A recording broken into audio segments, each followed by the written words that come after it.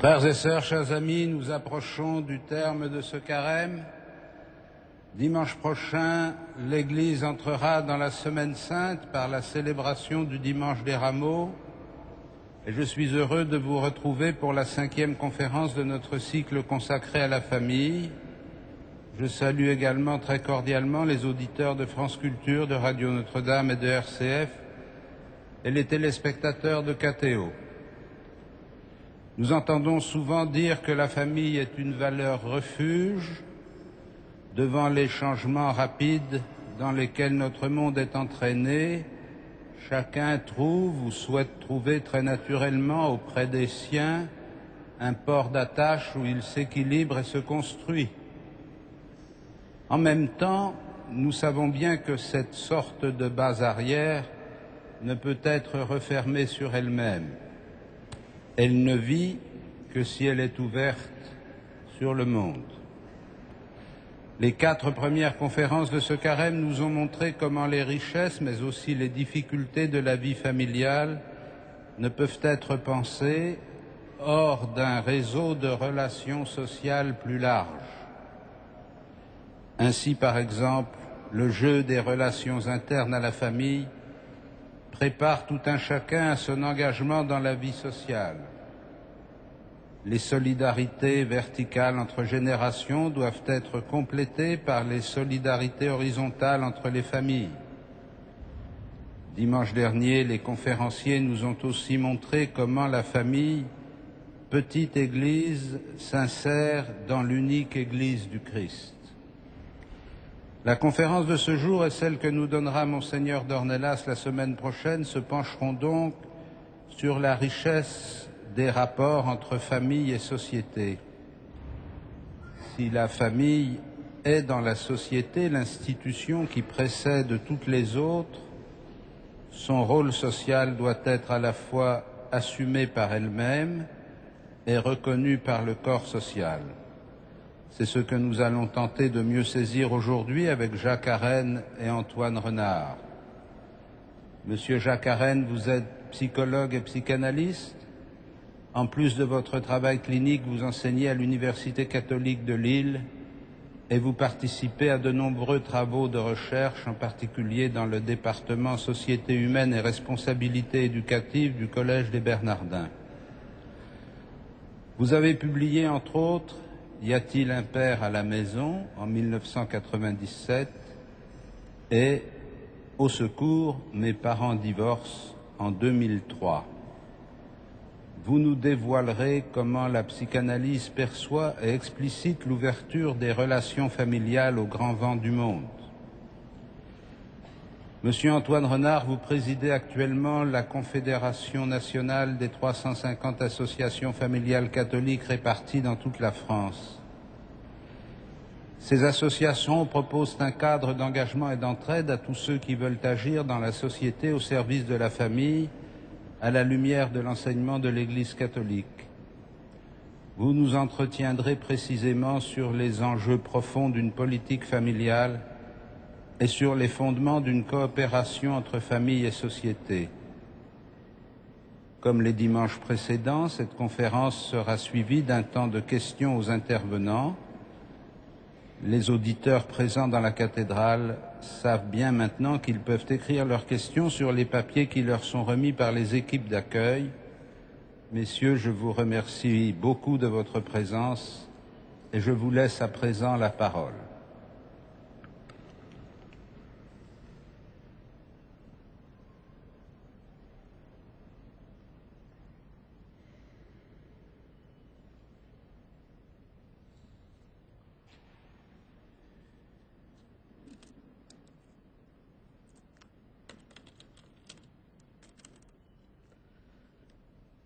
Pour parler en ce lieu du lien familial et de son impact sur le lien social, je pourrais m'adresser à vous dans une forme de clin d'œil en vous disant « chers frères ».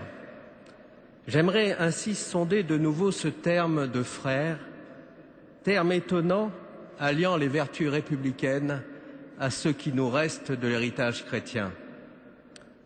Pourtant, la fraternité, nous allons le voir, est une construction complexe qu'il s'agit peut-être de soutenir ou de reconstruire.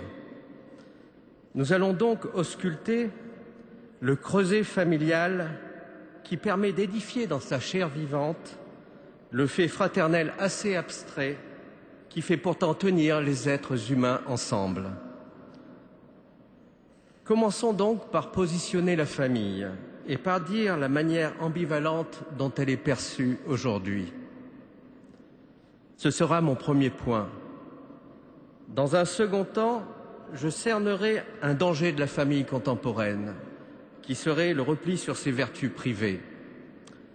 Et dans un dernier temps, d'une manière plus optimiste, j'espère, je tenterai de donner droit à la créativité familiale et à son génie pour créer du social. Regardons donc d'abord la famille et son ambivalence. La famille apparaît aujourd'hui comme une valeur d'attente du monde contemporain. Toutes les enquêtes et les sondages nous montrent ce fait. L'intimité conjugale et familiale est perçue comme un vecteur essentiel de l'épanouissement de l'individu contemporain. Mais elle est aussi, en même temps que cette valeur d'attente, un point obscur, dans la mesure où elle nous intéresse trop souvent seulement dans ses déficiences.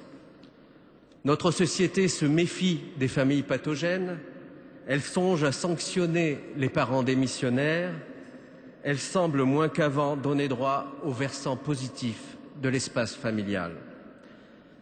Nous ne cherchons pas à mettre en valeur ce qui se passe de positif dans les familles parce que nous avons peur d'être obligés de nous positionner vis-à-vis des différentes conceptions de la famille.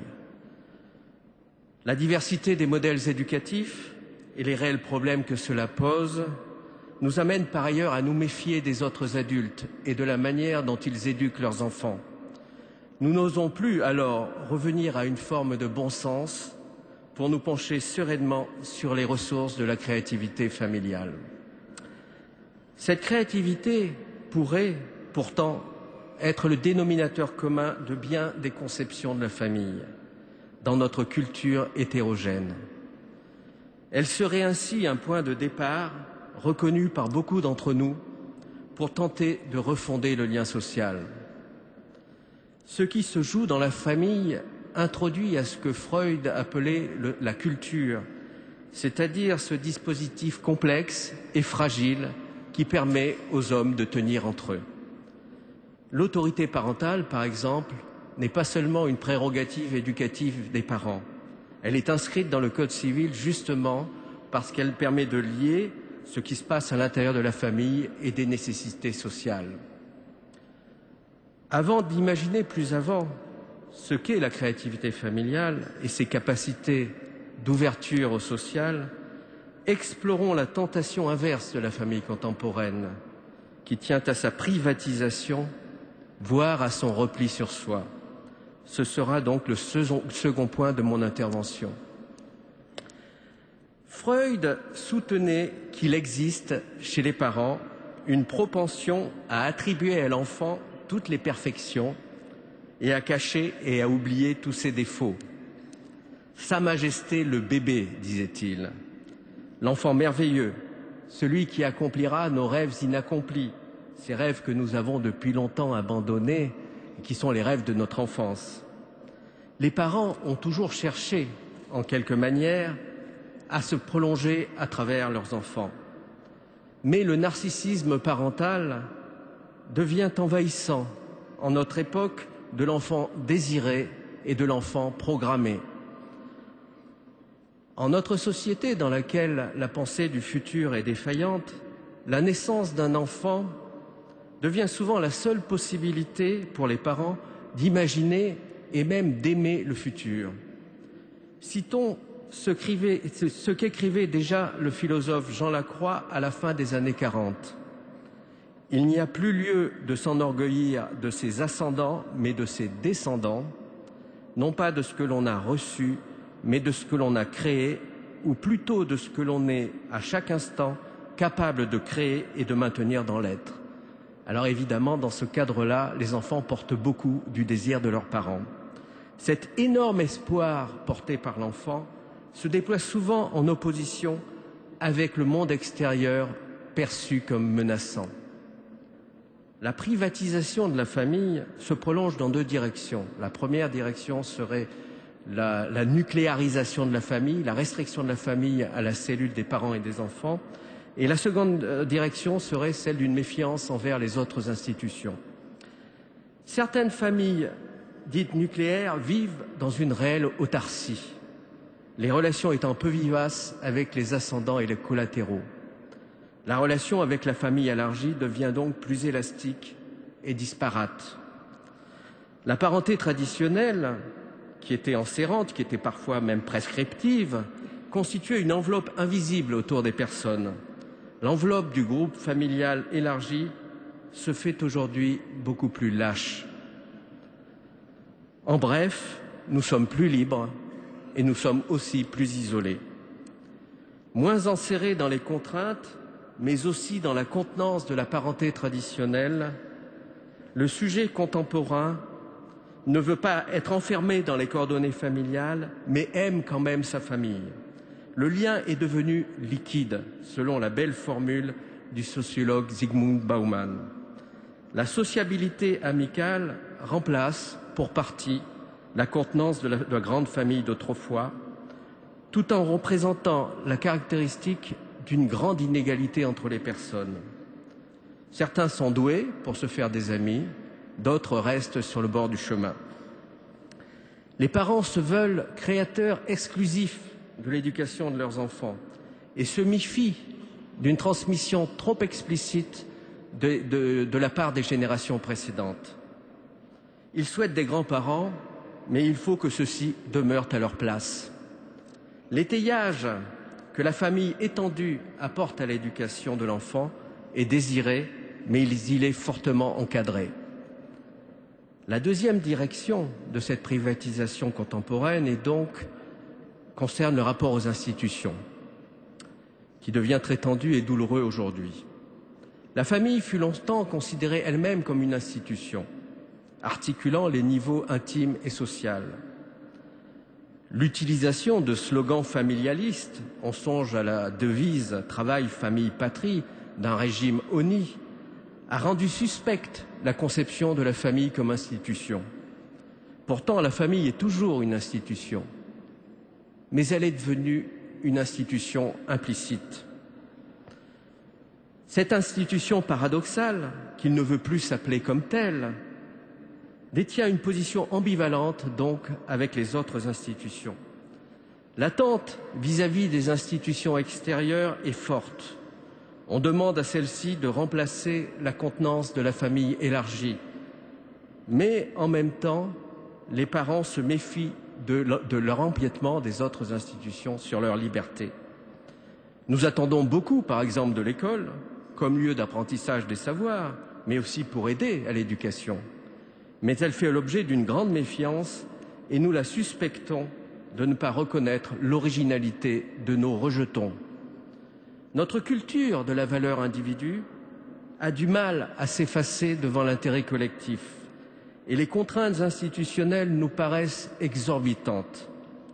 Combien de fois ai-je entendu la plainte concernant un bambin forcément surdoué que les enseignants n'auraient jamais compris.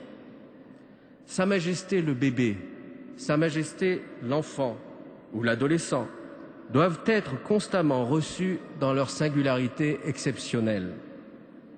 Cette revendication de reconnaissance, qui détient un fond tout à fait estimable et important, peut engendrer une dérive qui va vers un isolement où la famille se perçoit parfois comme assiégée. D'où, malheureusement, et c'est là le point le plus douloureux, dans notre paysage où la solidarité éducative entre adultes d'une même génération n'est plus sans faille, un certain isolement des parents en cas de difficulté.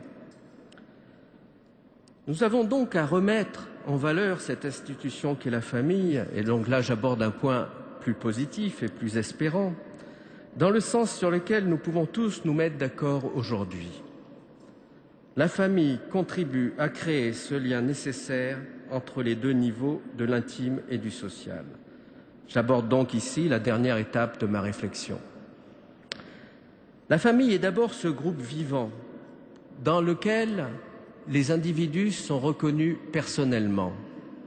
Ce groupe détient, même dans les situations douloureuses, chômage, épreuves, séparation, une intelligence concrète pour affronter ces épreuves et inventer des solutions aux problèmes qui l'occupent, ainsi que chacun de ses membres. Dans notre époque de crise économique et morale, où beaucoup se lamentent sur la fragilité du lien et la fragilité du lien social, collectif, il faut donc se pencher sur les ressources familiales comme protectrices de la désagrégation sociale.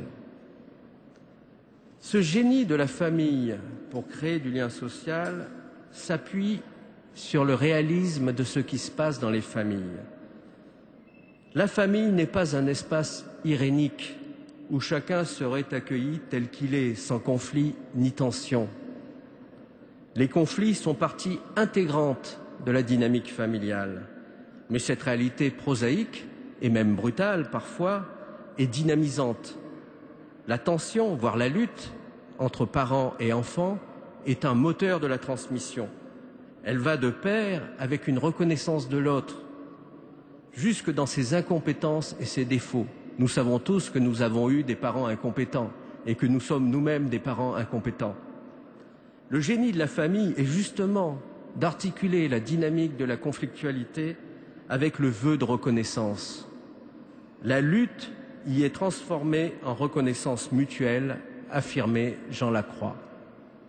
Donc il ne s'agit pas de nier la lutte, mais de savoir qu'il y a un outil de transformation de cette lutte et de cette conflictualité. Il se passe des événements douloureux dans les familles. Il existe des relations difficiles. Il existe même des rancunes tenaces, nous le savons tous. Mais ces événements et ces relations complexes sont entraînés dans la dynamique de la vitalité humaine, dans le cadre de la sécurité d'un lien garanti, en tout cas entre parents et enfants. C'est en cela que la famille permet l'introduction au fait social et même à la vie démocratique. La reconnaissance de la singularité de chacun permet d'y résoudre les conflits, mais aussi de les assumer. D'une manière plus profonde, la conflictualité familiale ne peut être complètement résolue que dans la mesure où le jeune se mesure et se frotte au fait social. Cette confrontation de l'adolescent et du jeune adulte au monde social, la famille doit évidemment être en capacité de l'accompagner, ce qui n'est malheureusement pas toujours le cas. Nous savons combien les difficultés familiales ont un impact, avec d'autres facteurs, sur les transgressions et les violences adolescentes. L'enfant a bien entendu sa place première dans la famille, mais il ne trouvera sa vraie place, celle de bâtisseur de sa propre vie, qu'en quittant sa famille d'origine. Ce mouvement d'extériorisation de la famille est au fondement même du fait social. Il est le point originaire de la constitution des alliances. La famille n'est plus alors le refuge de toutes les angoisses, mais le foyer énergétique du social, se créant et se recréant sans cesse. Dans la Grèce ancienne, chaque personne était rattachée à un oikos, du grec ancien oikos qui signifiait maison. L'oikos était un ensemble de biens et d'hommes, c'était ce qu'on appellerait une maisonnée. J'aime ce mot d'oikos, même s'il correspond à une époque où les places de chacun étaient figées. J'aime ce mot parce qu'il serait peut-être nécessaire de retrouver aujourd'hui cette figure d'une famille participant à une maison commune, qui ne serait pas celle d'une parenté étroite, mais de tous les adultes dans la famille élargie, mais aussi dans les institutions qui entourent une famille donnée. Plus largement encore, l'oikos doit s'ouvrir à la cité dans son ensemble, où la forme familiale qu'est la fraternité prend alors un sens plus abstrait, mais tout autant nécessaire. La fraternité citoyenne n'est pas plus irénique que la fraternité de la famille concrète. Elle se construit sur un fond de conflit et de rivalité. La manière dont nous habitons le lien social s'appuie donc sur nos liens les plus personnels. Le philosophe allemand Axel Honneth, affirme que le fait de pouvoir percevoir l'autre, même inconnu, comme porteur de droits au même titre que soi, suppose un haut degré de maturité personnelle et collective. Cette maturité se construit à partir du plus familier et du plus intime. C'est dans la relation de chacun avec sa famille que s'édifie ce qui permettra la reconnaissance d'un autrui anonyme. C'est dans la tension, déjà dans notre famille d'origine, entre un vœu d'indépendance et un attachement profond que s'érige pour nos enfants l'assise nécessaire à tout lien ultérieur. Nous connaissons tous cette condition originaire de fils et de filles, condition ambivalente mais énergétique qui nous propulsa sans nécessairement perdre le lien en d'autres lieux. La famille humaine, cette maison commune qui est la nôtre, n'est pas seulement soudée par un contrat théorique, renouvelé au moment où nous entrons dans notre majorité. Elle est constituée de nous tous, fils et filles de nos familles d'origine. Et la filialité, c'est une condition universelle au même titre que la mortalité. Elle est constituée de nous tous, fils et filles de nos familles d'origine, et en charge des enfants, pas seulement les nôtres, présents et à venir. Nous savons que tel enfant, dans telle famille, est bien sous l'autorité et la bienveillance de ses parents. Mais nous pressentons aussi qu'il est d'emblée ouvert, par son désir et celui de ses géniteurs, aux alliances extérieures et au corps social où il creusera son espace de désir et de vie. Je vous remercie.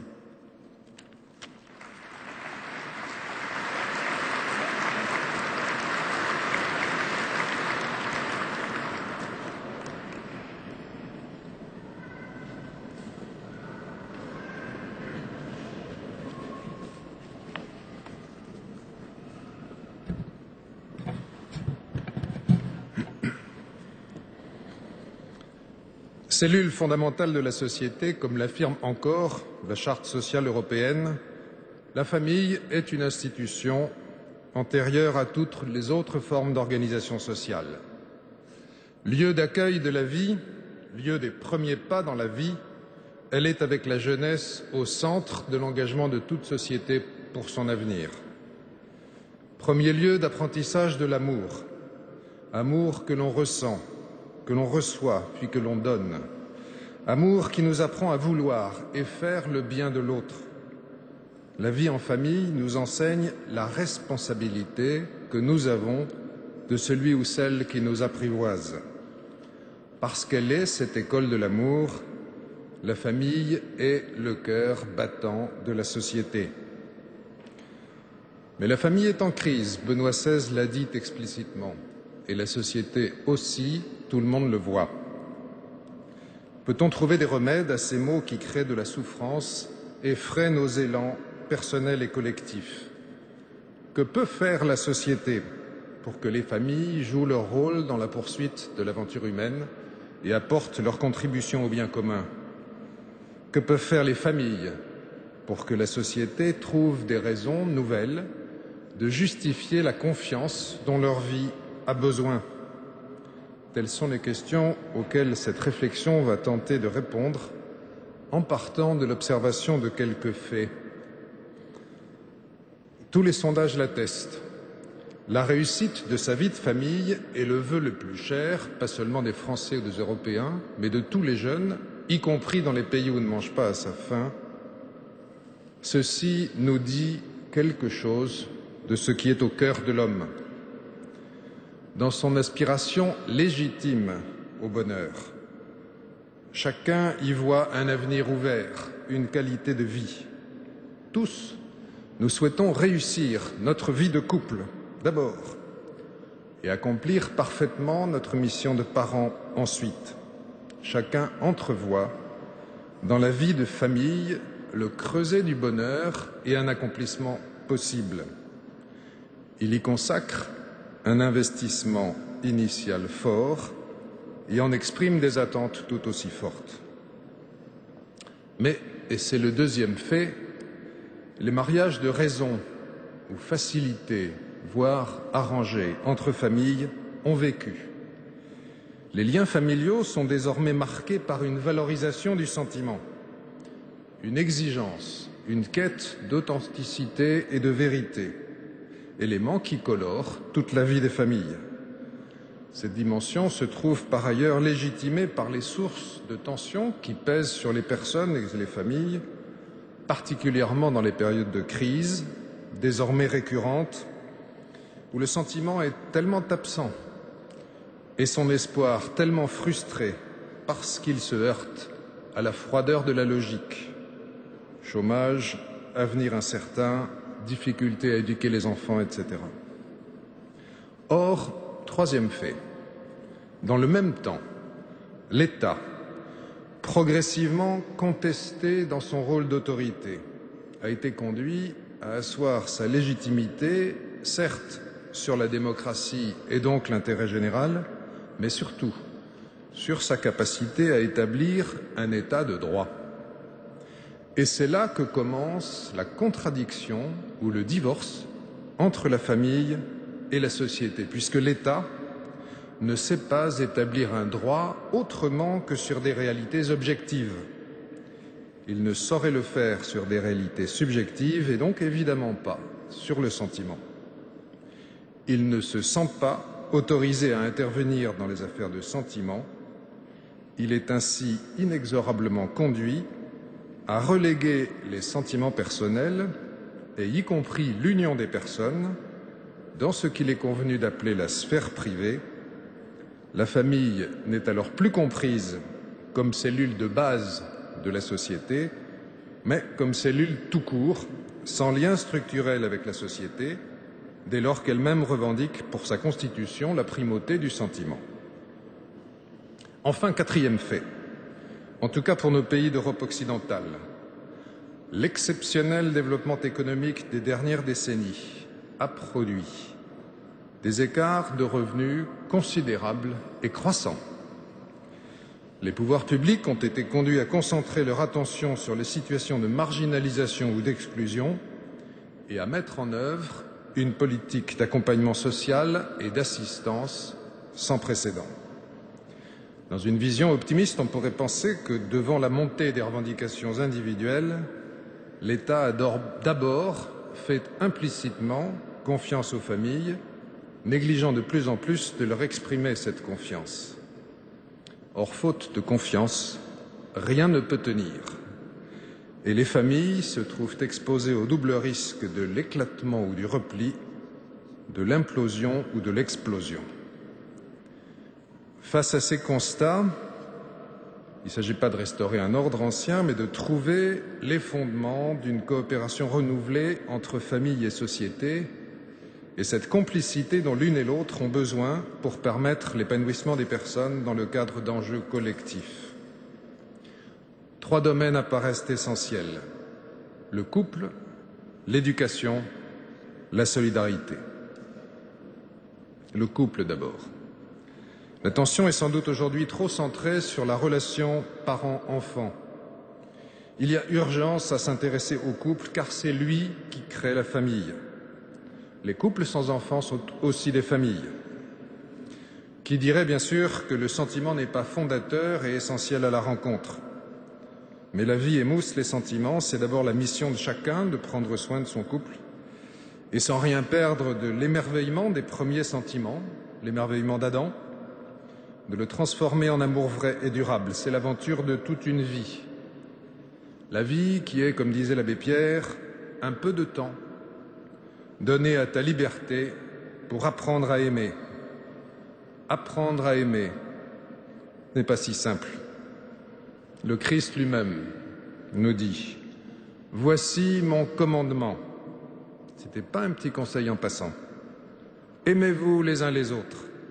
Et il ajoute « Comme je vous ai aimé », ce qui situe l'amour humain à une certaine altitude, celle du don et du pardon, au-delà du don. De nombreuses associations peuvent aujourd'hui aider les couples dans cet apprentissage continu de l'amour.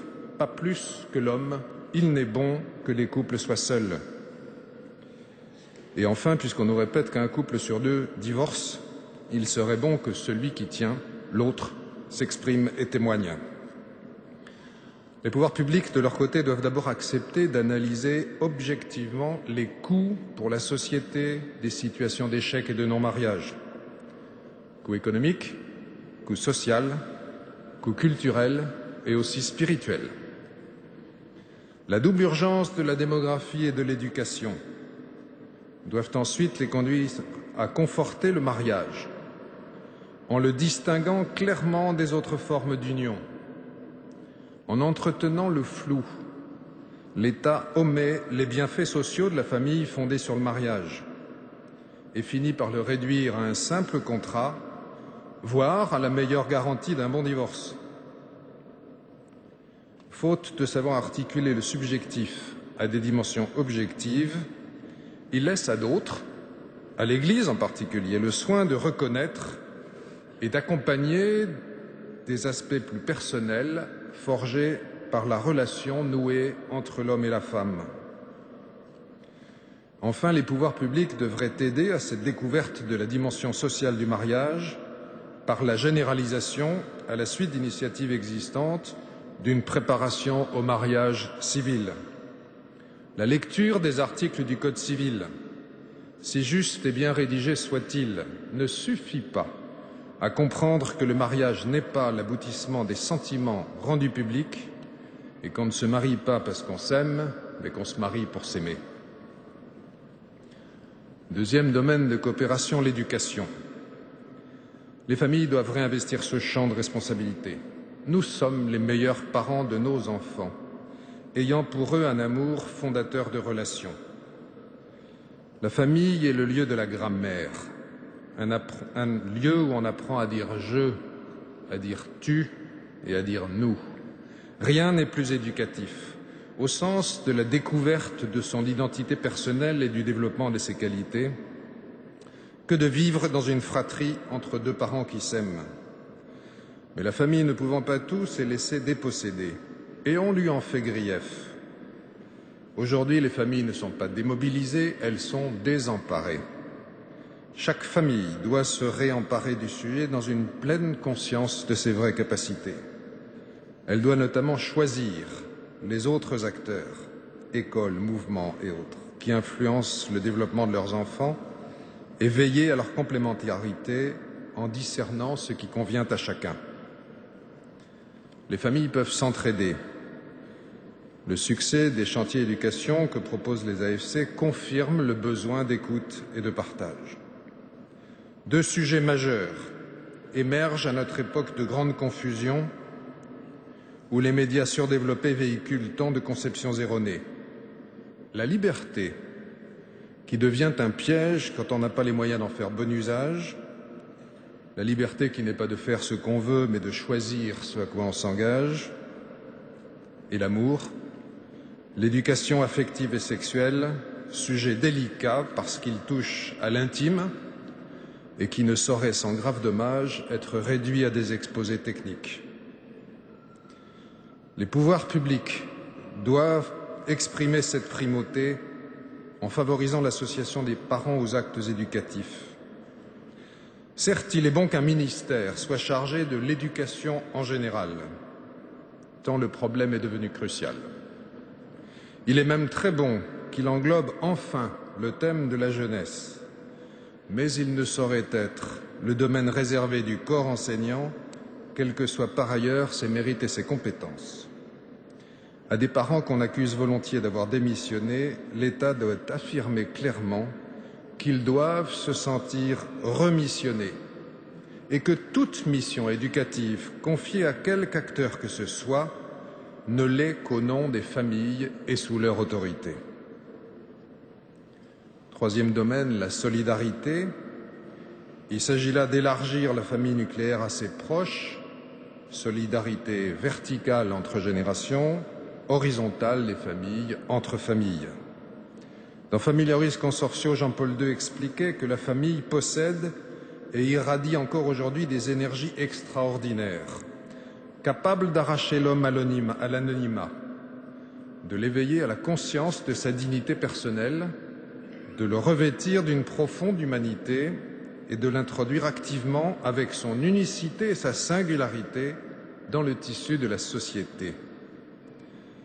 Le cœur de cette contribution originale se situe dans l'expérience même de communion et de participation qui doit caractériser la vie quotidienne de la famille et constitue son apport essentiel et fondamental à la société. Le rôle de l'État s'exerce ici au travers de ce qu'il est convenu la politique familiale. Et des débats récents montrent bien son essoufflement. Sa complexité est devenue telle que ses objectifs ne sont plus visibles et que même son utilité est mise en cause, tandis que dans la recherche compréhensible d'économie, elle est souvent la première menacée. Quelques principes simples doivent être mis en avant dans un essai de rénovation. La société a besoin de la famille et doit la concevoir non pas comme un ensemble d'individus à assister dans leurs besoins, mais comme une richesse nécessaire, un sujet communautaire doué d'importantes missions sociales. Les familles ont besoin de la société. Elles n'ont pas besoin d'être administrées, mais soutenues, confortées, encouragées. C'est à l'État de veiller aux conditions de leur autonomie et de leur développement. Chaque famille doit pouvoir percevoir des revenus dignes par le travail de ses membres, l'allocation ne venant qu'ensuite. Il n'est pas juste que des parents aient à subir un appauvrissement parce qu'ils élèvent des enfants. Des mesures fiscales appropriées doivent l'éviter. Il convient encore de lever les freins qui pèsent sur les choix des familles.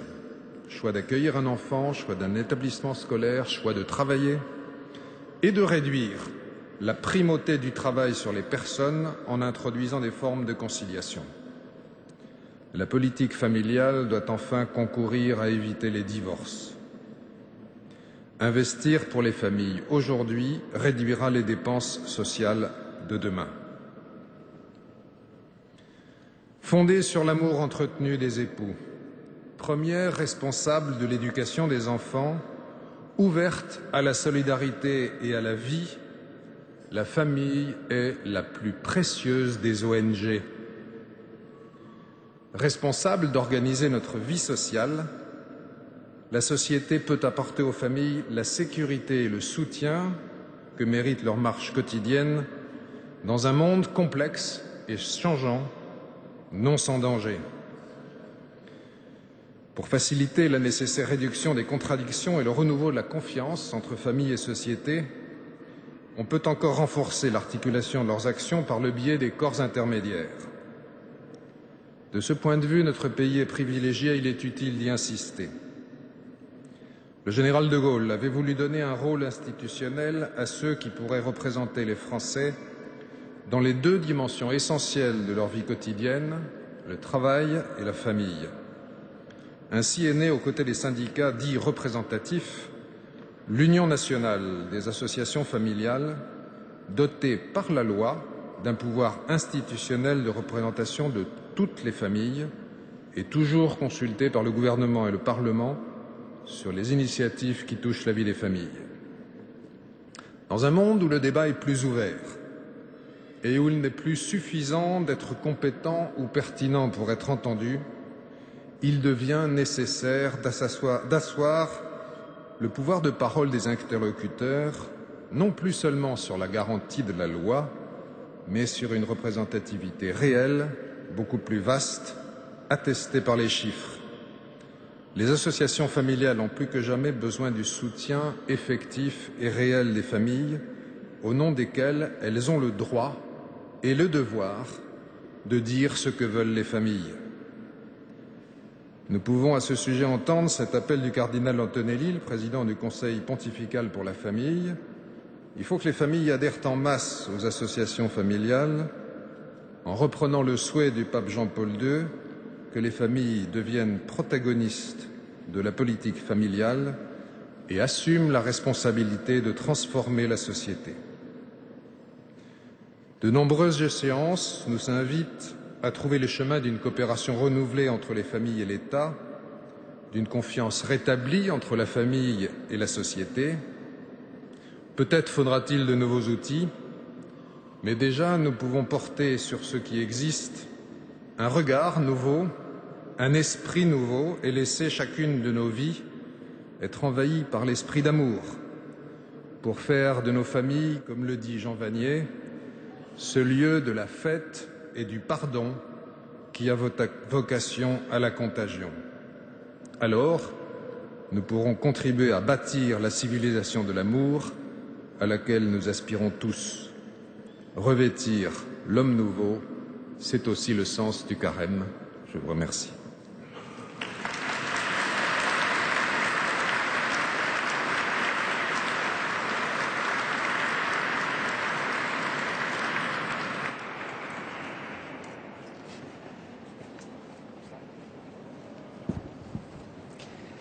Comme toutes les semaines de carême, je suis heureux de vous retrouver pour la seconde partie de ces conférences de carême, qui est donc le temps des questions. Vous avez écouté les propos de Jacques Arène et d'Antoine Renard, et il est temps maintenant de leur adresser les questions sans doute nombreuses que vous avez en les écrivant sur les papiers qui vous sont parvenus. Je remercie tous les téléspectateurs qui nous suivent en direct sur KTO et les auditeurs qui nous suivent en différé sur Radio Notre-Dame et les radios de la COFRAC. Alors en attendant que les questions parviennent, je me permets de poser ma question, une question à moi si j'ose dire. On dit souvent, et c'est une rengaine chez les enseignants, que les familles ont démissionné, en particulier sur l'éducation, et vous l'avez un peu évoqué. Est-ce que dans votre expérience, cette démission est exacte et quelles pourraient être les causes qu'on pourrait lui assigner? Oui, je crois que c'est un peu exact. Je ne sais pas si les familles ont démissionné ou si on les a démissionnés. Une des difficultés pour elles, je crois, c'est que l'histoire de l'humanité, elle va vers une complexité plus grande, elle va vers des connaissances beaucoup plus élargies et approfondies, et donc assez rapidement on est conduit à dire les parents n'ont pas suffisamment de connaissances pour réellement être missionnés dans toutes ces tâches d'éducation. Et il y a là quelque chose évidemment de radicalement faux, mais d'une certaine façon les familles et les parents se sont laissés un peu humilier sur ce sujet-là, et c'est comme ça qu'on les retrouve démissionnés. Est-ce que vous êtes d'accord? Parce qu'on a aussi l'impression que cette démission n'est pas uniquement au niveau de la transmission des savoirs, mais sur ce qu'on appelle l'éducation avec un grand « et ». Oui, mais celui qui démissionne, c'est toujours l'autre. Donc c'est un peu comme ça que ça se passe aujourd'hui. C'est-à-dire que beaucoup de personnes ont le sentiment que le parent d'à côté démissionne, et les diverses institutions qui interviennent au niveau de la famille ont un peu le sentiment que les parents sont démissionnaires. Les parents eux-mêmes se méfient des autres adultes qui interviennent. Donc la solidarité est moins présente. Alors, c'est vrai aussi que dans cette hétérogénéité éducative, il y a des gens qui sont beaucoup plus en retrait avec leurs enfants qu'auparavant et qui sont désemparés. Vous avez employé le terme de désemparés, qui sont extrêmement désemparés et qui ont l'impression de ne pas être compétents pour élever leurs enfants. Donc, pas revenir à une forme de bon sens, de position, de pertinence d'une position de l'adulte. Et alors, on pourrait penser de l'extérieur, effectivement, que ces personnes démissionnent. Quand on écoute un peu ce qu'elles disent, souvent, c'est qu'il y a une espèce de désemparement complètement sidéral parfois. Donc il faut aider les familles à retrouver ce désir d'avoir position. Alors manifestement, il y a beaucoup de questions, puisque déjà vous vous levez. Philippine de Saint-Pierre, bonjour. Bonjour Régis, bonjour à tous. Il y a en effet les premières questions qui commencent à arriver. D'abord, celle-ci peut être prioritairement adressée à Antoine Renard, mais qui intéressera sûrement Jacques Arène. Antoine Renard, vous avez appelé à conforter le mariage en le distinguant des autres formes d'union. Est-ce qu'aujourd'hui, la multiplicité des formes de vie familiale affaiblit la famille ou pas?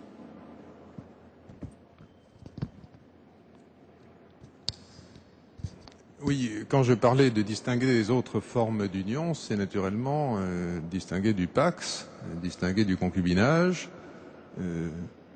pour faire bien comprendre que le mariage repose sur un engagement et que cet engagement mérite d'être pris en considération par la société parce que c'est un engagement public, c'est un engagement d'assistance et de durée qui est pris devant la société. c'est plutôt cet aspect-là des choses que je voulais faire ressortir plutôt que les formes de vie familiale. On voit bien une certaine tentation de réduire le mariage à des aspects strictement contractuels. Or, le mariage civil, dans son institution aujourd'hui, est beaucoup plus que ça, et il dit précisément quelle est la mission sociale de la famille. Jacques Arène. Juste un mot, c'est que j'évoquais la famille comme institution. Le fait que la famille soit une institution tient à une articulation du collectif, de l'État en particulier, avec ce qui se passe dans l'intimité des sentiments. Et donc, l'institution de la famille, évidemment, est liée à des décisions sociales, notamment à l'institution du mariage. Et ce qui est très frappant aussi, c'est que beaucoup de gens, ça je le voyais récemment en discutant avec des notaires, ne sont pas du tout au courant de ce que s'implique un mariage ou un non-mariage, ne serait-ce même qu'au niveau de la protection juridique qui existe ou qui n'existe pas par rapport à ces questions-là. Donc je crois que c'est important déjà d'avoir un effort pédagogique pour que les gens perçoivent quelles sont les implications et la profondeur d'une institution comme celle du mariage, par exemple. Implications évidemment aussi juridiques, sociales, économiques, etc. Philippine, une autre question de la nef. Oui, alors dans la même veine, dans le même ordre d'idée, est-ce que le mariage est d'abord un acte social ? Bon, je ne sais pas si c'est d'abord un acte social, mais c'est aussi un acte social. Et c'est à la fois l'expression d'un engagement personnel et mutuel entre deux personnes, mais dès lors qu'il est public et qu'il correspond à un engagement public, de fait, c'est un acte social. C'est ensemble, c'est l'un et l'autre. Je ne crois pas qu'il y ait une priorité. C'est profondément un acte social aussi. C'est alors savoir la question de la poule et de l'œuf, surtout aujourd'hui où la question de l'engagement des personnes est très importante. Mais c'est profondément, et tous les anthropologues le diront, c'est un acte qui constitue profondément la société dans sa constitution, dans la dynamique des alliances, dans la manière dont des parentés trouvent des manières de se constituer. Alors évidemment, c'est des choses qui sont plus en demi-teinte aujourd'hui, mais qu'il faut quand même considérer avec un regard un peu plus général pour percevoir qu'il y a profondément quelque chose qui constitue le fait social à travers la dynamique du mariage. Qu'est-ce que cela change justement de ce qui se vit dans le mariage, puisque on peut revenir à la question du Pacs. Le Pacs, par exemple, je crois que c'est au tribunal d'instance que ça se signe et pas forcément de manière publique. En quoi la publicité change la nature de l'engagement ? Et non, c'est pas la publicité, c'est l'engagement lui-même. Le Pacs n'est pas un engagement.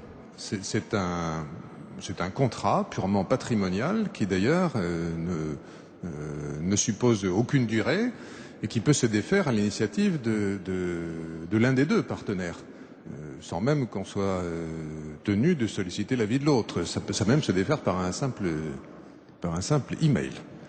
Alors que le mariage, effectivement,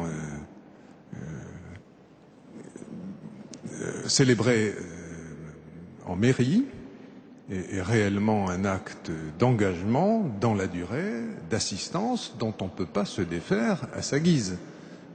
Et donc c'est ça qui donne cette différence radicale entre le mariage et le Pacs. C'est d'ailleurs cette différence qu'il faut absolument conserver, même si les tenants du Pacs voudraient aujourd'hui de plus en plus demander pour le Pacs des avantages semblables à celui du mariage qui entretient cette confusion.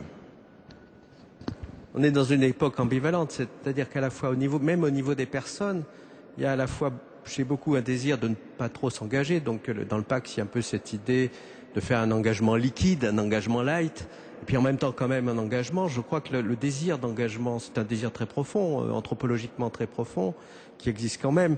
J'ai même vu dans une commune que je connais, un maire qui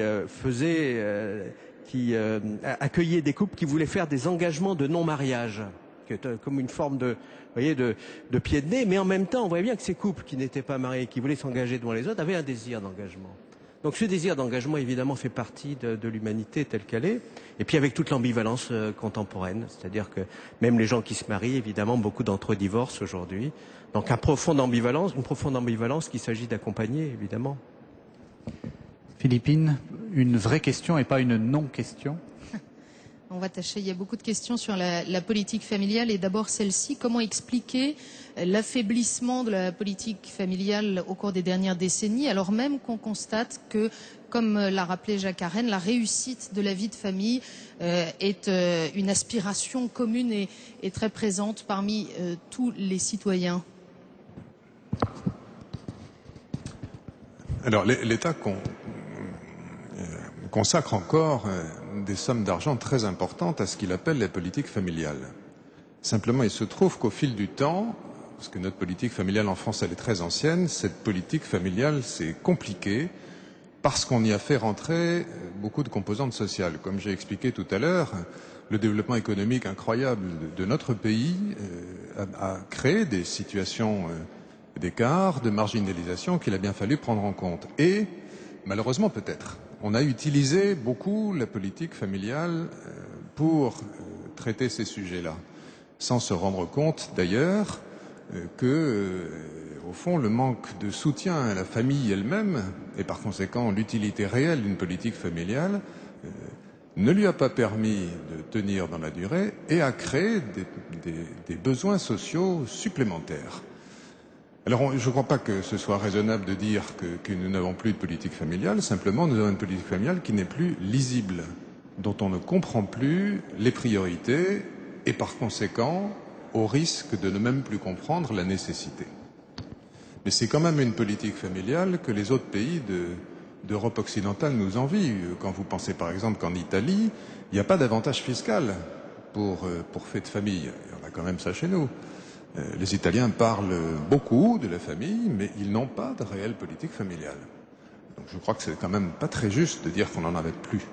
C'est juste de dire qu'elle est essoufflée. Je ne suis pas spécialiste, je crois qu'Antoine Renard me connaît beaucoup mieux que moi.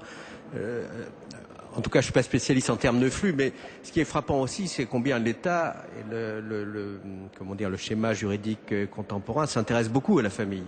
Alors avec toutes les questions que ça pose, mais il y a le droit de la famille, c'est une des parties du droit qui a énormément évolué depuis une vingtaine d'années, alors que certains sont amenés à le déplorer.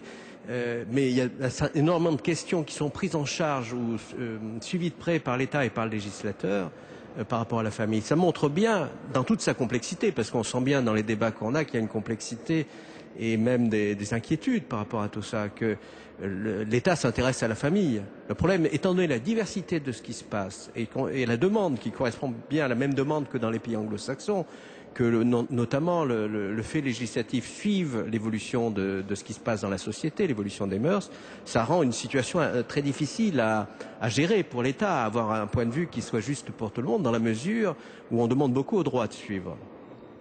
Justement, quelle serait, vous avez dit, la politique familiale n'est plus lisible.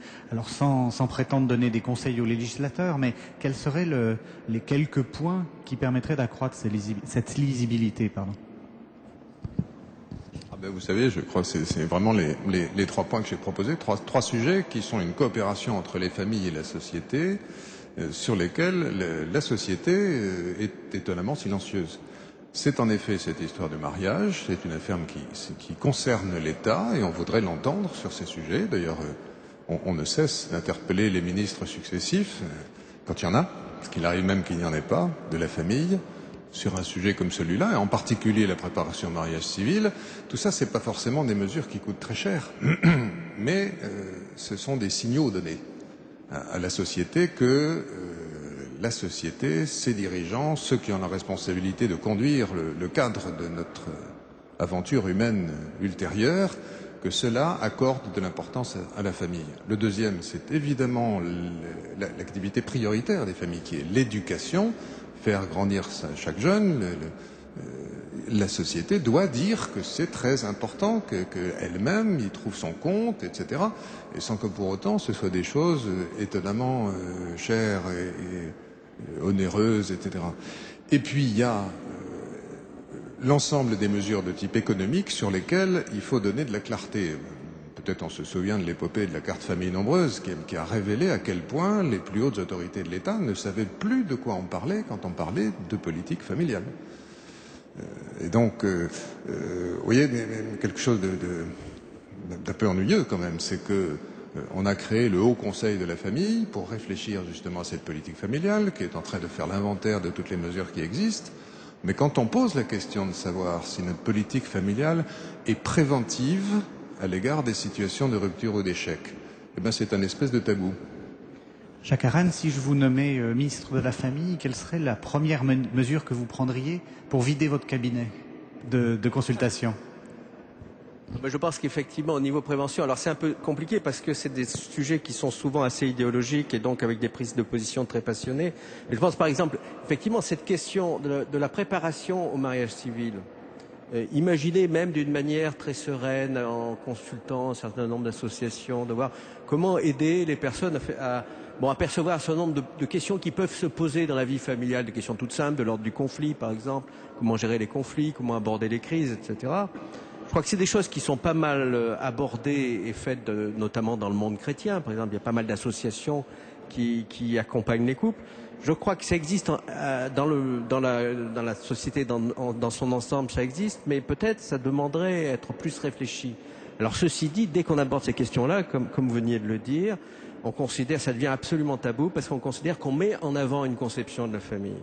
Donc ça demande beaucoup de prudence pour avancer, mais je crois que c'est très important de voir, il ne s'agit pas de mettre en avant une conception de la famille, mais d'aider les gens à vivre ce que, pour la plupart, ils ont envie de vivre, c'est-à-dire la plupart des gens sont monogames et ont envie de le rester. Et donc, ce désir profond de rester ensemble, je crois que c'est un désir très partagé. Philippine, une autre question de l'Assemblée. Beaucoup d'autres questions. Antoine Renard a parlé, comme les associations familiales catholiques le font depuis longtemps, du coût social du non-mariage. Jacques Arène, vous venez de l'évoquer aussi. Pouvez-vous, Jacques Arène, dire quelques mots du coût psychologique de la fragilisation des couples aujourd'hui? C'est vaste, hein, ça demanderait des heures. Il ne s'agit évidemment pas de rentrer dans une stigmatisation et c'est plus compliqué. C'est pas la séparation en tant que telle qui est seulement douloureuse ou qui a un coût psychologique. C'est toute la fragilité de nos trajectoires aujourd'hui. C'est-à-dire nous sommes tous dans des trajectoires professionnelles, personnelles, familiales extrêmement complexes qui évidemment fragilisent à la fois les personnes, les parents, mais aussi les enfants. Alors là, il y a de nombreuses études qui sont faites là-dessus et qui sont parfois très subtiles, très précises. On voit bien qu'effectivement, ces trajectoires accidentées qui sont celles d'un monde où chacun se cherche pendant toute une partie de sa vie, ça a un impact important sur la santé psychique, pour dire les choses rapidement, des personnes qui occupent la famille. Alors ça ne veut pas dire qu'avant on était dans un monde totalement heureux, c'est pas ça que je veux dire, mais effectivement il y a une insécurité affective qui va avec ces questions-là. Philippine, une autre question de la nef. Oui, on voit que la reconnaissance sociale de la famille aujourd'hui passe principalement par les enfants. Alors, quelle reconnaissance et quel rôle social pour les couples qui n'ont pas d'enfants?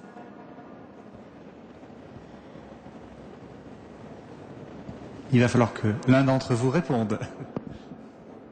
Ça, c'est une question, hein. C'est pas une question simple. De dire effectivement quelle reconnaissance sociale. C'est vrai que même, je crois, dans les définitions INSEE, la famille commence à partir du moment où il y a un enfant. Donc, ça, je crois qu'il y a toute une réflexion à mener par rapport à ça. Je crois qu'il faut déjà, il me semble, que les couples qui n'ont pas d'enfants, c'est très personnel, mais comment eux-mêmes veulent s'investir dans le fait social en tant que couple, en tant que représentant d'un monde adulte, qui a à voir avec le reste du monde adulte, mais aussi avec les plus jeunes, avec les générations qui suivent. Je crois qu'on peut très bien être sans enfants et s'intéresser à un rôle, je dirais, global d'éducateur vis-à-vis des générations qui arrivent. Alors je dis pas, c'est une piste, hein. Bon, évidemment, le rôle social, il va aussi avec le travail, mais c'est une autre question.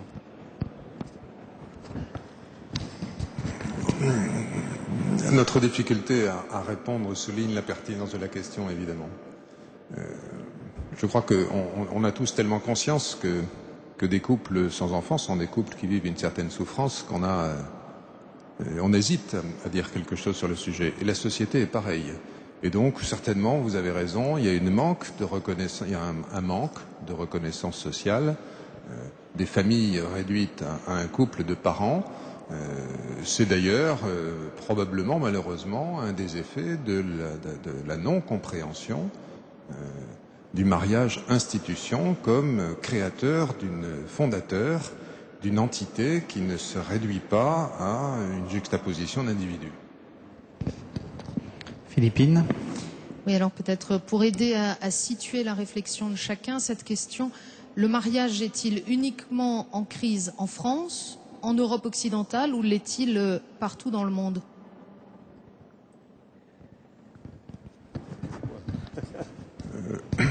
Non, il est effectivement partout dans le monde, en Europe occidentale, mais aussi en Europe orientale, donc c'est pas seulement une question d'évolution récente. Le mariage est en effet en crise, comme la société est en crise. C'est ça le sujet de notre réflexion. Et d'ailleurs, en Europe occidentale, en Europe tout court, pardon, il vient augmenter le nombre des gens qui vivent seuls, qui est affolant quand on y pense. 55 millions de foyers seuls en Europe. Donc oui, le mariage est en crise, particulièrement dans les sociétés qui sont en forte mutation, ce qui est notre cas. Non, je n'ai rien à ajouter, je crois que c'est... Philippine, une autre question. Alors des questions sur l'éducation. Et d'abord, quels critères pour le partage des tâches dans l'éducation des enfants, non pas entre papa et maman, là, mais entre la famille et les autres institutions sociales que peuvent être l'école ou l'église, par exemple?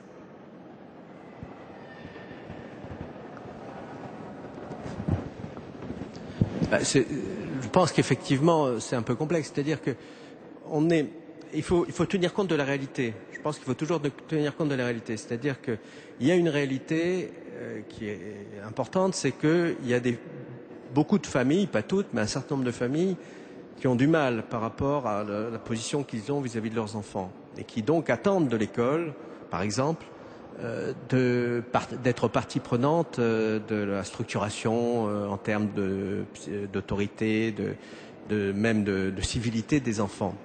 Bon, ça existait aussi avant. Je crois que l'école a toujours été un lieu social très important, de socialisation très important, et ça depuis très longtemps.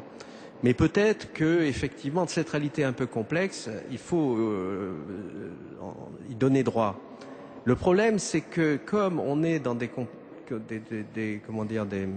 perspectives éducatives et des conceptions éducatives très différentes, certaines familles peuvent avoir l'impression que l'école impose certaines idéologies qui passent parfois par l'école, imposent à leurs enfants des choses qu'ils ne souhaitent pas. Donc c'est des choses très complexes parce qu'on est dans une société qui n'est plus homogène en termes de rapport à l'éducation. Donc ce qui serait souhaitable effectivement, c'est que les adultes d'une même génération aient plus dans le sens d'être responsables des générations qui viennent. On ne peut pas élever ses enfants seuls, je crois pas. Je crois que l'interface avec la société et notamment l'école, c'est un lieu extrêmement important. Je ne sais pas s'il y a vraiment des règles pour répondre à cette très bonne question que vous posez. Certainement, les parents ne peuvent pas seuls fournir à leurs enfants la totalité de l'éducation dont ils ont besoin. Évidemment, l'école doit fournir l'instruction, mais en même temps un peu plus. Les camarades, les mouvements associatifs, etc. doivent aussi apporter autre chose. Je crois simplement important que les parents restent au centre du jeu et soient conscients, aient le droit de choisir, et le droit d'orienter et recherche de temps en temps une complémentarité, de temps en temps aussi des choses qui peuvent ne pas aller toutes dans le même sens parce que la diversité est aussi nécessaire pour se faire le jugement. Et puis je voudrais juste rajouter une petite remarque, c'est notre très grand regret qu'on sache si peu de choses sur l'éducation que Marie et Joseph ont donnée au Christ. Parce que c'est quand même 30 ans de la vie de cette famille dont on sait très peu de choses. Sauf qu'ils grandissaient en âge, en sagesse et en grâce. Bon, aller construire un modèle avec ça, c'est pas tellement facile. Il y a quand même une petite chose qu'on sait, c'est que, au moins, à un moment donné, Joseph et Marie n'ont pas compris ce que faisait Jésus. Et ne pas comprendre ce qu'un de nos enfants fait à un moment donné, c'est notre sort à tous. Ça montre bien que ce sujet est difficile, discret, qu'il n'y a pas forcément de règles, mais qu'au contraire, et c'est pour ça qu'il faut que les parents soient au centre du jeu, chaque personne est unique et méritent une éducation adaptée et unique. Donc il n'y a pas de recette, il n'y a que des réflexions qu'on peut avoir et partager. Philippine, une autre question. Oui, alors dans ce registre, est-ce que le passage généralisé à l'enfant désiré, voire à l'enfant programmé, a modifié les relations à l'intérieur de la famille et de la famille avec la société? Moi, je pense fondamentalement. Enfin, c'est vraiment quelque chose dont on perçoit les effets dans tous les domaines. Et moi, j'entends très souvent. Alors, ça a des côtés très positifs, c'est-à-dire qu'on peut pas dire, on n'entend plus aujourd'hui, en tout cas plus rarement, des enfants ou des jeunes adultes qui nous disent je n'ai pas été désiré par mes parents. Ça arrive encore, mais c'est plus rare. Ce qui parfois, on peut se dire, ça pouvait être parfois confortable d'une certaine manière. Être très désiré, c'est très inconfortable, parce qu'on demande constamment une validation et une revalidation du désir de l'autre. On demande constamment à être reconforté dans le désir qu'il nous a porté. C'est parfois utile de ne pas être trop désiré. Donc ça, c'est une question. Et je crois qu'on le voit effectivement dans une sorte de crispation. Là, j'ai un peu insisté là-dessus tout à l'heure, mais qui est vraiment très, très palpable quand on écoute, surtout quand on est en difficulté, quand on a un enfant qui va pas très bien. On a tendance aujourd'hui à survaloriser l'enfant. Auparavant, c'était peut-être le contraire. On avait plutôt tendance à le dévaloriser. Donc maintenant, c'est plutôt dans ce registre-là. Alors le danger, il est tout simple, c'est justement de ne pas arriver, c'est une crispation, de se crisper trop sur une attitude très centrée sur la famille, en n'essayant pas d'entendre ce qui peut se dire à l'extérieur et qui est souvent très utile. Donc ce que les psys appellent la tiercéité, c'est-à-dire d'entendre ce que disent les autres adultes. Là, évidemment, parfois les autres adultes, ils sont pas bienveillants, donc il faut retrouver peut-être une forme de bienveillance entre adultes. Mais c'est quand même quelque chose de très important. Alors j'entends bien aussi ce que dit Antoine Renard quand il dit qu'il faut que la famille soit au centre de ce qui se passe, que c'est pas ni à la justice, en tout cas dans la plupart des cas, ou à l'école de prendre la place des parents. Mais je crois qu'il faut qu'on retrouve aussi ce lien fort que les générations d'adultes avaient auparavant, mais qui correspondait à une beaucoup plus grande homogénéité du monde adulte, où les gens étaient à peu près d'accord, pour la plupart, sur la manière d'élever les enfants, et étaient assez confiants de ce qui se passait à côté.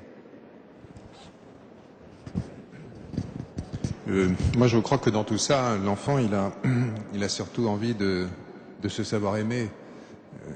C'est vrai qu'on est passé par les progrès de la médecine, une réflexion sur la procréation, de la situation où l'enfant était le résultat du désir d'aimer.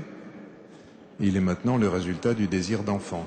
Et de fait, ça fait, je crois, me porter sur lui une pression psychologique considérable. La clé de ça, c'est qu'il reste lui-même un don, le résultat d'un don, et l'objet d'un amour. Je pense que quand les jeunes ratifient l'idée de famille comme étant pour eux une perspective d'épanouissement, ils nous disent surtout que dans leur quête d'authenticité, de vérité, de développement personnel, ils ont envie d'être aimés, Pour rebondir sur cette question, est-ce que l'un et l'autre, vous souscrivez à ce qu'on entend souvent, c'est-à-dire qu'on est dans une génération de l'enfant roi, de l'ado pourri gâté, etc. Et alors, est-ce que vous pensez que c'était mieux avant ou est-ce que vous pensez que tout ça n'est qu'une sorte d'illusion que se fait notre société ? Avant, les problèmes étaient différents. C'est-à-dire qu'avant, on ne rencontre plus de jeunes gens écrasés par leur père aujourd'hui. Peut-être parfois des gens qui viennent de pays lointains, mais en tout cas des personnes qui sont nées en France écrasées par leur père, j'en vois plus. Il y a 50 ans, c'était beaucoup plus courant. Donc il y avait des difficultés évidemment avant, une société très hiérarchique, très autoritaire. Bon, les questions ne se posent pas de la même manière aujourd'hui. Mais alors, est-ce que c'est mieux? Je ne sais pas. Ce qui est très frappant, c'est qu'il faut voir un peu les souffrances qui vont avec. La grande souffrance aujourd'hui, c'est l'isolement. C'est-à-dire que quand on est très, très désireux de liberté, et c'est très bien, effectivement, ce désir d'authenticité, d'épanouissement, tout ça, je veux dire, on ne peut qu'y souscrire. Et en même temps, on est tellement désireux de liberté et d'épanouissement que quand on a des problèmes, on se retrouve très seul. Donc c'est un peu l'envers de cette société, au fond, très liquide, très contractuelle, où la solitude guette toujours un petit peu. Le lien n'est plus une chose évidente aujourd'hui. Alors évidemment, peut-être qu'on peut dire qu'il y a 2 siècles, il y avait trop de liens. Les gens étaient enserrés dans des prescriptions familiales peut-être trop rigides. Je crois que peut-être qu'il faut qu'on retrouve un sens du lien, notamment entre adultes, mais enfin, où le sens d'un lien commun soit plus important. Est-ce que vous diriez la même chose? Oui, je dis volontiers la même chose, mais moi je dis surtout, c'était mieux avant. Je pense qu'on dit ça depuis Cro-Magnon, on a toujours dit ça. En tout cas, on trouve dans l'Égypte ancienne des gens qui trouvaient qu'on éduquait beaucoup moins bien les enfants que de leur temps. Voilà, absolument. Donc, voilà. D'un autre côté, le passé est stérile, il ne pourra plus rien produire. Les problèmes d'aujourd'hui sont complexes, difficiles. Ce que je vois quand même, sans tomber justement, pour éviter de tomber dans un optimisme béat, c'est que il me semble que les gens sont pas très très heureux. Et un sondage récent l'a dit. Alors ça étonne tout le monde, on essaie de contrecarrer tout ça. Il y a une abondance de biens matériels et on fait ce qu'on veut, c'est l'enfant roi, etc. Mais au fond, il y a quand même un désarroi, une inquiétude qui, je crois, en dit long sur ce sujet. C'est peut-être l'enfant roi, mais il est nu. Voilà, j'ai vu un sondage récent qui disait, parce que ça nous dit quelque chose quand même sur ce besoin d'être aimé, cette souffrance de ne pas l'être. Un sondage à propos des enfants du divorce qui dit que 88% des enfants de divorcés disent en avoir souffert. Et je crois que c'est important de prendre en compte ça parce que beaucoup de gens disent le contraire. Philippine, une autre question de l'Assemblée. Oui, Jacques Arène, vous avez rappelé que l'enfant a sa place première dans la famille, mais qu'il ne trouve sa vraie place qu'en quittant sa famille. Une question, comment aider les familles à aider leurs jeunes à prendre leur place dans la société, alors qu'il leur est de plus en plus difficile de prendre leur autonomie concrètement, eu égard aux situations économiques qui sont les leurs? Je crois qu'il n'y a pas de solution a priori, bien entendu. Bon, le fait associatif peut aider, hein, par exemple, d'être entouré ou de personnes qui réfléchissent avec soi. Je crois qu'il y a un phénomène économique, certes, mais c'est pas seulement. Enfin, moi, en tout cas, je suis pas spécialiste de l'aspect économique, même si effectivement le chômage n'aide pas forcément les jeunes à quitter leur famille. Mais je perçois que je vois parfois un certain nombre de jeunes qui ont de très bons diplômes, qui ont du mal quand même à quitter leur famille et qui ne sont pas dans la difficulté économique. Donc je crois que la question est plus profonde à mon avis. Je crois que nous avons beaucoup de mal à lâcher nos enfants. Je parle en premier, hein. Nous avons beaucoup de mal à lâcher nos enfants et nos enfants ont du mal à nous lâcher pour des raisons qui tiennent justement au lien. On sent bien que le lien est plus fragile et plus précaire. Alors quand je dis le lien familial est garanti, pas tant que ça, on sent bien quand même que le lien est fragile, même dans les familles, et que même entre parents et enfants, il y a des pères qui ne voient plus leurs enfants ou qui le voient peu. Et donc du coup, je crois qu'on a plus de mal à laisser partir pour ces raisons-là. Les personnes que j'accompagne parfois qui ont des enfants qui partent difficilement, je parle des jeunes adultes, hein, je ne parle pas d'adolescents, ça peut même être des trentenaires. On sent bien combien on a peur d'exposer le jeune à la souffrance que peut être le monde social. Même quand le jeune a les outils, je dirais en termes de diplôme, en termes de compétences pour aller vers le monde social, on a toujours très peur de l'épreuve, et c'est une épreuve, hein, de l'affrontement au monde social. Donc il y a une espèce d'hyper-cocooning des familles qui est liée à la peur qu'on a vis-à-vis de ce qui se passe dans le monde social. Donc je crois qu'il faut aussi revaloriser ce sens un peu de l'affrontement, hein, au côté un peu heureux, intéressant, de prendre sa place dans la société. Hein, évidemment, dans le conflit aussi, ou dans la difficulté. Je ne connais pas un seul jeune adulte, par exemple, qui n'est pas dans les 2 ou 3 premières années, ou en tout cas dans la première année, quand il s'installe seul dans sa chambre d'étudiant, des moments de difficulté. Hein, ça, c'est assez courant. Ben, les parents ont du mal avec ça, aujourd'hui. Alors qu'avant, c'était considéré comme normal. Je crois qu'il y a vraiment 2 dimensions, mais je voudrais une seconde revenir sur celle de l'économie, parce que c'est tout à fait vrai que, je crois, une des mesures d'ordre de la politique familiale devrait être l'emploi des jeunes.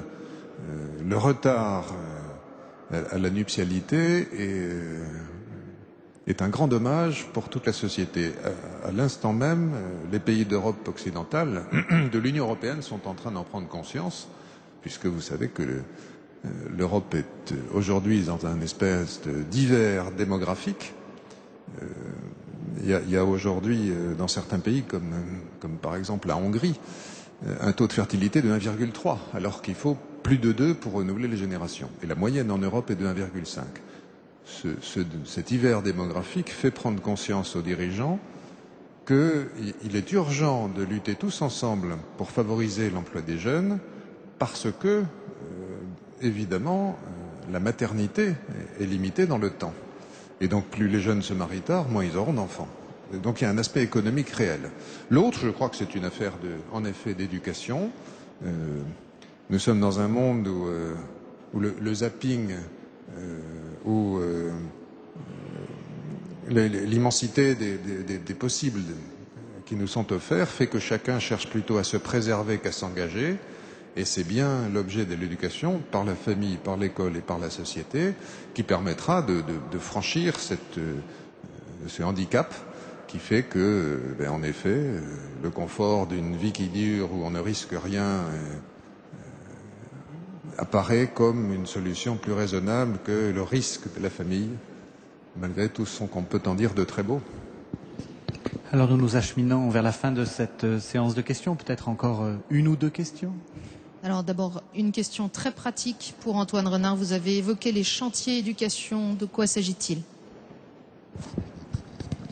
C'est une vraie très bonne idée qui a démarré il y a 20 ans par des gens qui faisaient ça d'abord pour eux-mêmes parce qu'ils en éprouvaient le besoin. Il s'agit tout simplement de faire se réunir des parents sous l'autorité ou la conduite de gens qui reçoivent une formation à l'écoute, etc., et une formation à l'éducation chrétienne, pour, entre parents, parler des problèmes que pose l'éducation des enfants et essayer de trouver des solutions. C'est d'ailleurs pour ça que ça s'appelle un chantier, parce que c'est pas une école, c'est pas un endroit où on donne des solutions, c'est pas un endroit où on applique des recettes, c'est un endroit où les gens eux-mêmes viennent construire les solutions aux problèmes qu'ils apportent. Donc un thème qui est proposé, etc. Cette expérience, elle est proposée par les associations familiales catholiques. Il y a aujourd'hui 650 chantiers qui tournent en France. Et donc, je vous dis, c'est une initiative il y a 20 ans qui s'est beaucoup développée et que nous avons eu la possibilité, ça c'est intéressant, de discuter avec le ministère de l'Éducation nationale, à l'époque Xavier Darcos, et renouvelé aujourd'hui par l'actuel ministre, pour pouvoir aller proposer cette forme de travail entre parents à l'intérieur même de l'école publique. Et en effet, pour y traiter, par exemple, des problèmes d'échec scolaire qui sont tellement sérieux. Philippine, une toute dernière question. Alors, une dernière question, et pardon à tous ceux dont nous n'aurons pas eu le temps de reprendre les questions. Comment illustrer, comment mieux faire comprendre aujourd'hui l'utilité sociale de l'engagement qui dure?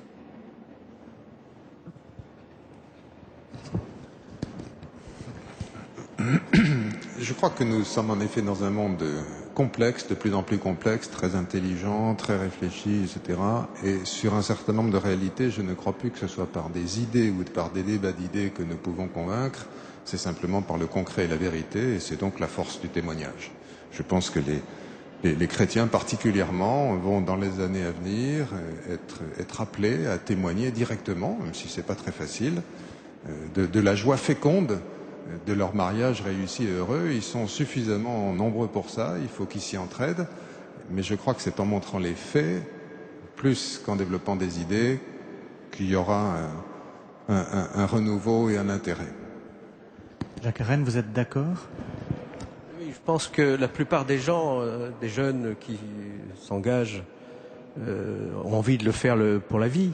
Donc cette nécessité de l'engagement qui dure, c'est quelque chose qui est très partagé dans le bon sens commun, mais en même temps, comme on est dans ce monde très complexe que vous évoquiez, et où les gens ont beaucoup à porter eux-mêmes un certain nombre de difficultés et sont assez seuls pour les porter, notamment les conflits, qui sont des conflits au fond assez banals de la vie, peut-être faut-il plus qu'avant aider les personnes à retrouver légitimité et à trouver du sens pour affronter ces questions et ces conflits, et ne plus être seul. Alors l'aspect associatif a une importance, les chantiers éducation ou autre, même pour la conjugalité la question est la même, mais je crois que c'est un peu l'envers de cet romantisme de la liberté qu'il y a aujourd'hui, de ce romantisme de la liberté. À la fois on est très libre et très seul, et il faut aider les personnes qui s'engagent à tenir leur engagement dans quelque chose qui soit heureux, évidemment.